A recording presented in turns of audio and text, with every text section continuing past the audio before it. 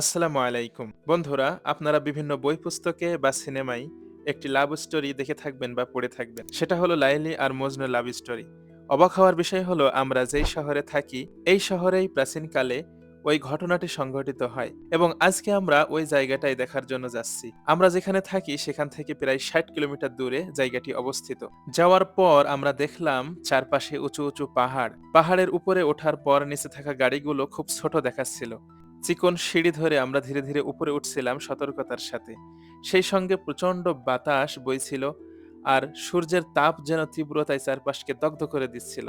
শরীরেও তার প্রখরতা স্পষ্ট অনুভূত হচ্ছিল। বন্ধুরা, আমার পিছনে যে পাহাড়ের গুহাটি দেখা যাচ্ছে, এটি মূলত লাইলি ও মজনুর স্মৃতিস্মরণীয় স্থান।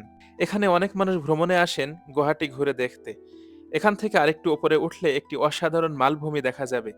গুহার পাশে একটি সাইনবোর্ড দেখতে পেলাম, যেখানে লেখা ছিল কায়েস অ্যান্ড লাইলা ক্যাভ।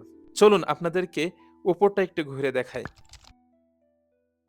এই জায়গাটাতে আজকে আমরা আসলাম।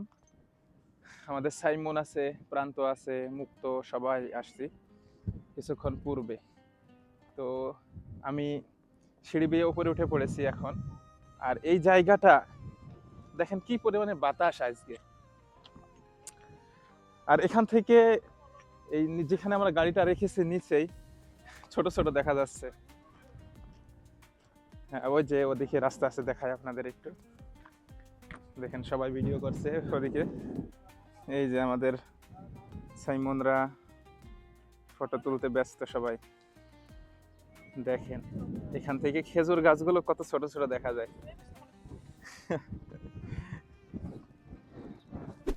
দেখেন আমরা এখানে এত উপরে দাঁড়াই আছি। বাতাস, আজকের আবহাওয়াটা খুবই সুন্দর, খুবই সুন্দর আবহাওয়া আছে।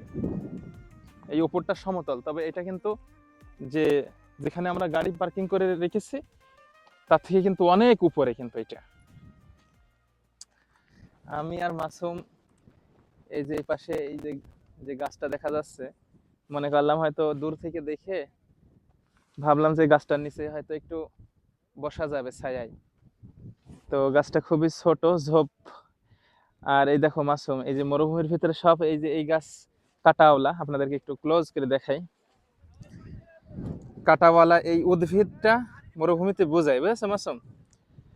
তো এই উট যে চরে, উট এইগুলো খায়, এই কাটা সদ্য খেয়ে ফেলে, কোনো সমস্যা হয় না উটের।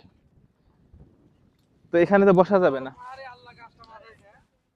তো এই ধুধুর মরুভূমির মধ্যে এই এই গাছগুলো খুব জন্মায়। এখানে আবার দেখছি একজন কেউ এসেছিল আগে, রান্নাও করছে এখানে। হ্যাঁ তা হইব।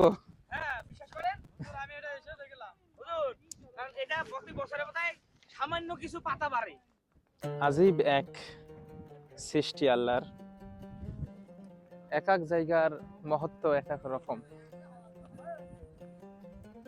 এই যে এই পাহাড় পর্বত এগুলো তৈরি হইতে কত হাজার বছর লেগেছে। এগুলো ধাপে ধাপে সব তৈরি হয়েছে। দেখেন কি সুন্দর ডোরা কাটা দেখা যাচ্ছে।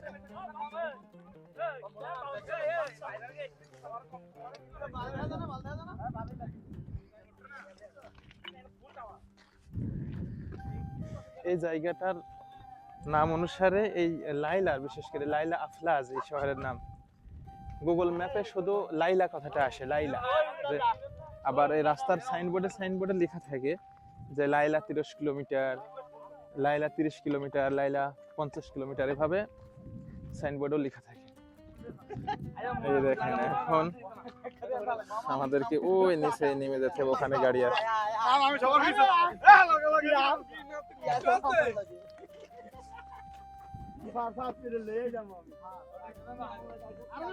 নামার সময় বেশি কষ্ট হয় না পাহাড় থেকে, তবে যখন ওঠার সময়, যেমন ওই হীরা পাহাড়ে প্রথম যেদিন আমি উঠছিলাম এত কষ্ট লাগছিল, পুরো পা ব্যথা হয়ে গেছিল। হ্যাঁ, আর কয়েকবার ভিতরে ভিতরে বসে বসে রেস্ট নিয়ে তারপরে আবার উঠছি, আবার একটু বসছি, আবার উঠছি, এইভাবে ওঠে বেশিরভাগ সবাই। ইনশাল্লাহ আপনাদেরকে আমি দেখাবো হীরা পাহাড়ে যদি যাওয়ার সুযোগ হয়। পুরো খাড়া এই সিঁড়িটা এখানকার পুরো খাড়া।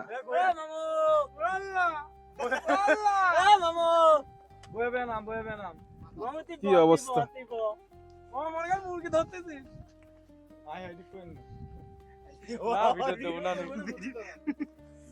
চলো চলো চলো, লেট করো না। আলহামদুলিল্লাহ সবাই ভালোভাবে ওই যে পাহাড় থেকে নেমে আসলাম। বন্ধুরা, লাইলি ও মজনুর এই কাহিনীটি এতটাই প্রভাব ফেলেছে যে আমরা যে শহরে থাকি সেই শহরের নামই রাখা হয়েছে লাইলা আফলাজ।